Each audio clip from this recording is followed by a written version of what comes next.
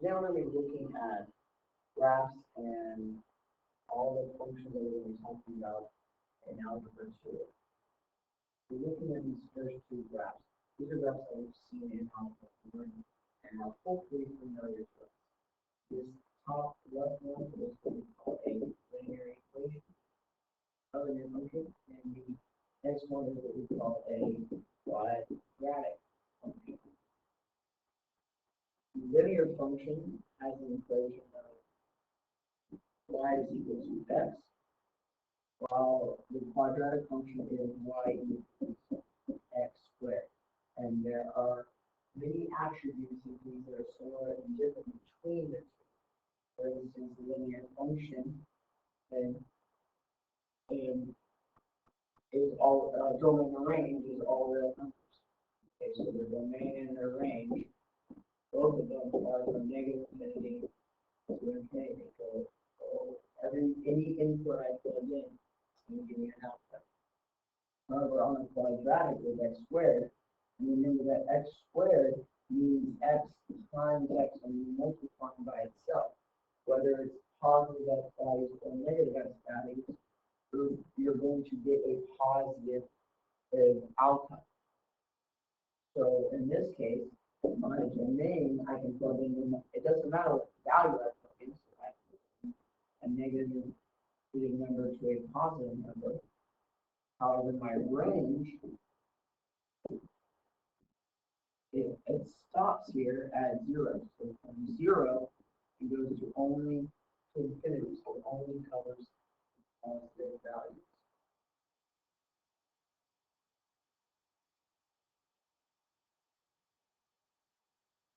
Okay, let's now talk about a few other functions. That one, this one is the cubic function. Okay, cubic function has this little s term, or looks like a snake almost, if you will. And if you notice off the bat here, okay, this is very similar to the linear function. Although it's not an exact straight line, it does cover every value of variable or number, excuse me, as your input. Okay, we have arrows going down and arrows going forth. So when I look here, I notice that in my domain is again very similar to the range, and are similar to the linear function and the range are both all real numbers from negative infinity to infinity. Okay, that goes from left to right. I got arrows from left, I have an arrow right. And as I go from bottom to top, I have an arrow going down and an arrow.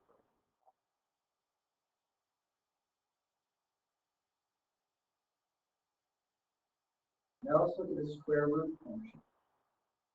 With the square root function, I have something going from one point and on. Now this is the only function that we have that is not going in both directions. It actually has to go in one direction. And that's because as we know from, hopefully from previous math classes, that I cannot take the square root of a negative number. It doesn't let me do that. So that's why my graph is always going on the positive side. So to write our domain, we would have to start with only 0. So we would start at 0 and then go to infinity.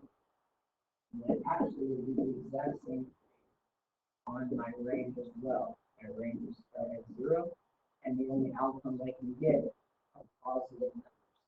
So I can only plug in my inputs of positive numbers, and then when I do that, I can only get positive numbers for my. And last but not least, let's talk about the absolute value function over starting with the talking about in class. The absolute value, as you can see, is a V-shaped image.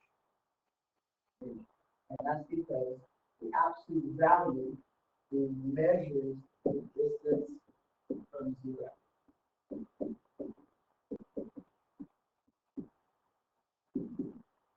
And so when you measure something, that requires us to be in positive, working with positive numbers.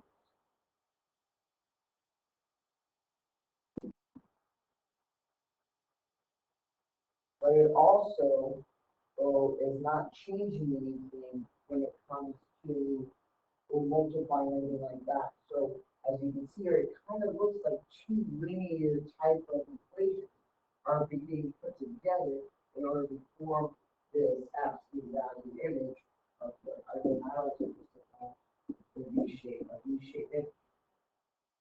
But if you notice, you have 2 and 2.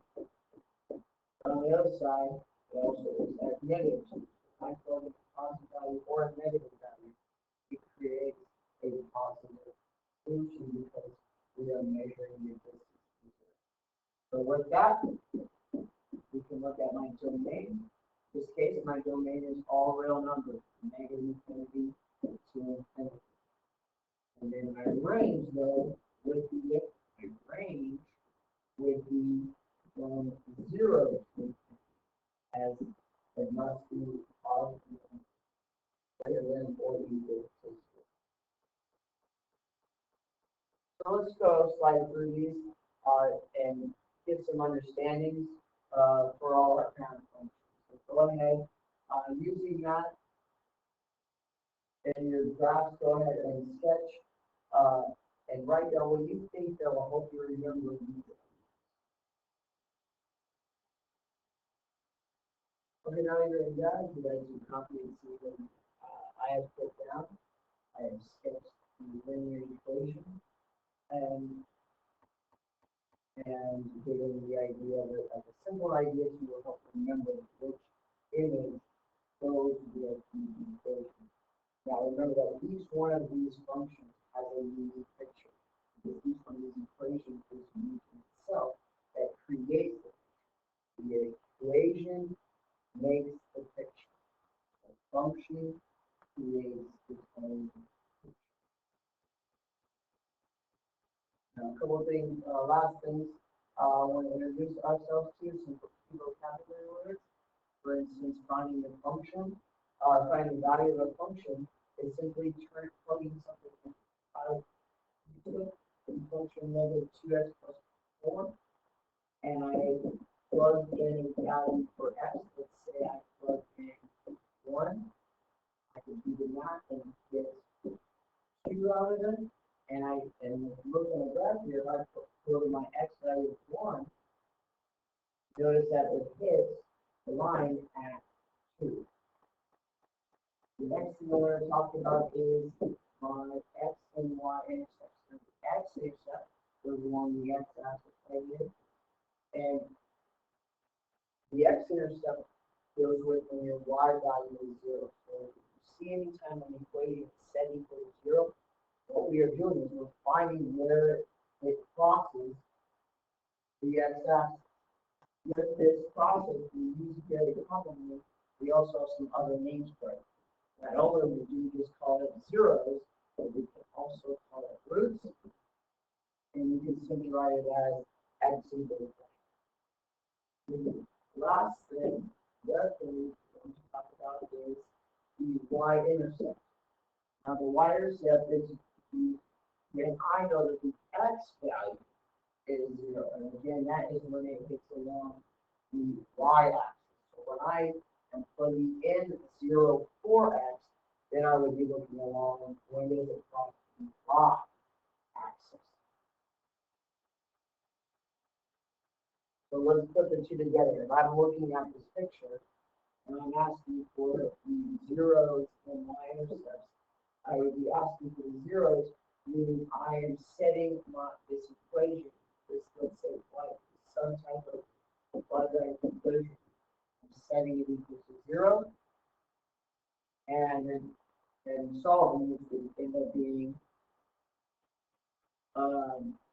when x is equal to negative 1, and x is equal to positive.